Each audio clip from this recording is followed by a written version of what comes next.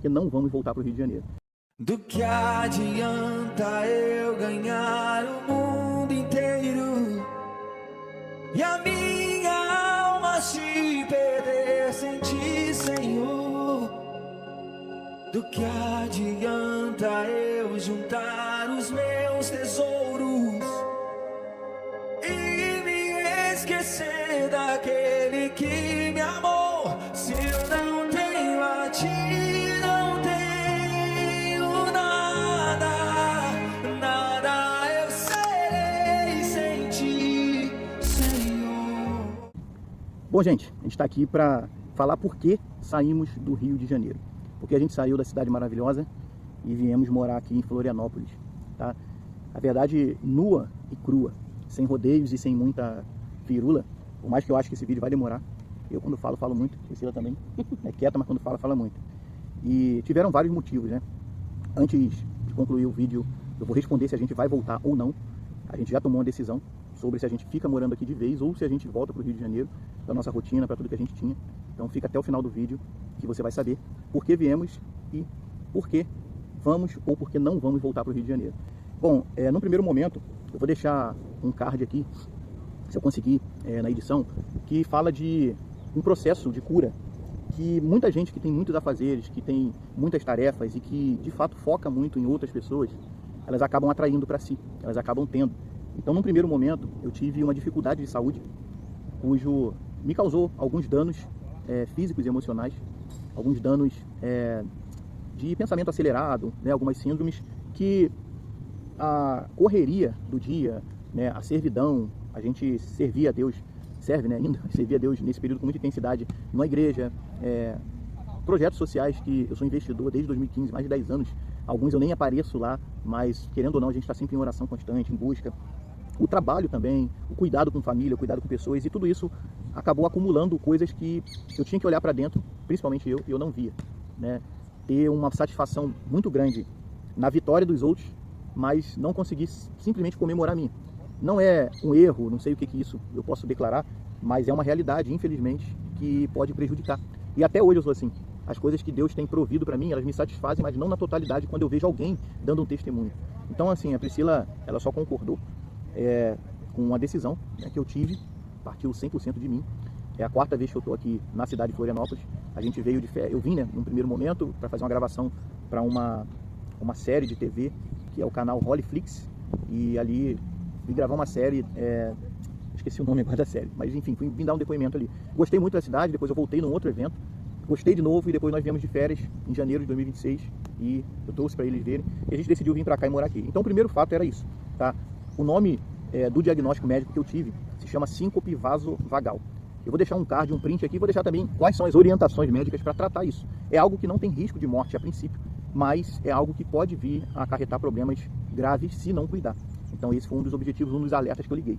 Bom, envolvido muito com a igreja, com o ministério, com responsabilidade, eu observei que muitas pessoas, muitos líderes que nunca deram um tempo na sua vida, eles adoecem e morrem muito cedo. Minha mãe é um exemplo para mim.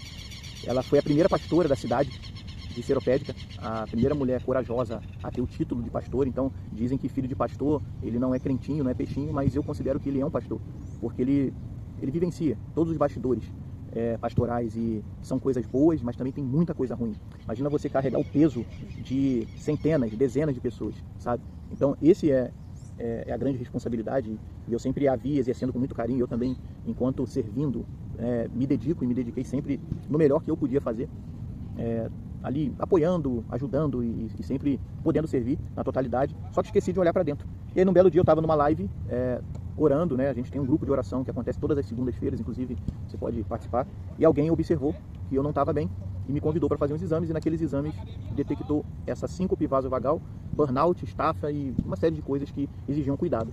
No primeiro momento fiquei desesperado, achei que eu ia morrer de verdade, pela forma que o médico me passou, e eu acredito muito em Deus, e enfim, eu vou resumir a história aqui, senão o vídeo vai ficar grande, senão vou ter que fazer parte 1 e parte 2.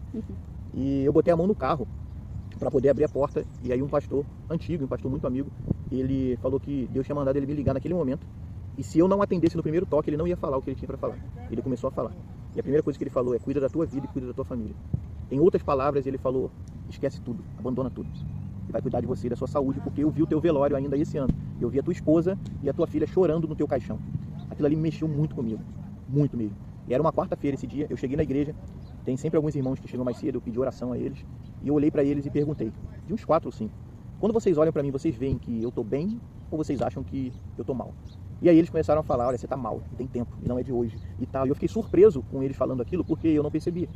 E eles começaram a falar, a gente percebe que você mesmo mal, você tenta fazer ali, entrega e tal. Então, enfim, gente, não é aqui um fato de coitadismo ou de vitimismo, mas eu precisava dar esse tempo, afastar de tarefas, de trabalhos, até para ser curado e ajudar, né, e ser um instrumento de cura para outras pessoas. Eu precisava disso. Então esse foi o primeiro fator principal de mudar para cá. E como o vídeo já está muito longo, eu vou deixar a Priscila contar o fator número 2, mas eu vou encerrar esse vídeo aqui. Se você quiser saber o final dessa história, se a gente vai ou não voltar para o Rio de Janeiro, nós já decidimos isso, tá? E qual é o fator número 2, segue aqui, compartilha, que assim que a gente terminar de preparar, eu posto o próximo vídeo e conto tudo para vocês na totalidade. E eu sei que eu vou magoar algumas pessoas, mas eu preciso ser verdadeiro. E eu já me magoei por não falar a verdade por muito tempo, em algumas situações. Engoli seco, calar, e foi isso que causou um eminente problema que quase pôde piorar, né? Para quem não sabe, eu tenho 2 tias que têm aneurisma cerebral. Eu tenho minha mãe que sofreu infarto emocional. E eu comecei a pedir a Deus sinais de que se realmente era essa decisão que eu tinha que tomar. E os sinais aconteceram para mim, foram muito tristes. Porque um dos sinais era um alerta, falar assim, me alerta de alguma forma. Se é tempo, se não é, se eu preciso fazer isso agora ou não. E passou um tempo, nós perdemos um pastor amigo e meu padrinho, né, nosso padrinho de casamento, um homem de Deus que era um conselheiro, ele, a esposa dele também. E, assim, não tenho o que apontar de negativa. E quando nós perdemos, a gente estava aqui, inclusive, não foi? Quando ele faleceu, a gente recebeu a notícia aqui em Floripa, a gente estava de férias aqui.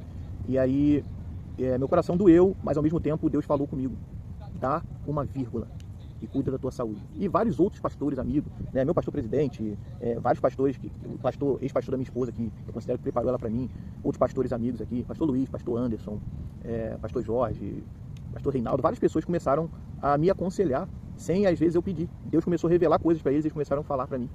Então isso foi o que ocasionou de fato a nossa saída do Rio de Janeiro.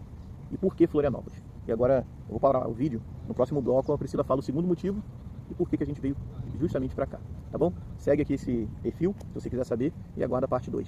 Um abraço, Deus abençoe.